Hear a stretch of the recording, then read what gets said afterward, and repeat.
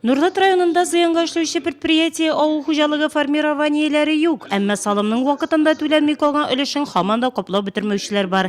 Киңәшмәдә аларның исемлеге телгә алынды.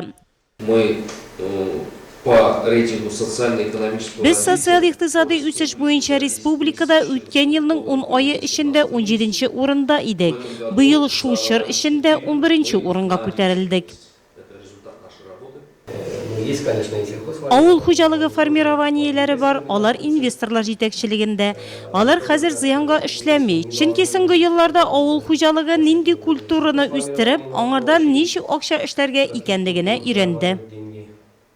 8 миллион сум салымның вакытында түләнми калган өлеш суммасы шул кадәр. Салымга дигән акчаны башка максатларда кулланмаганда бурыч җыелмый. Киңәшмәдә предприятиеләр җитәкчеләренә ай сайын үз эшчәнлекләрен контрольдә тоту кирәклеге хакында ассызыкланды. От вас самих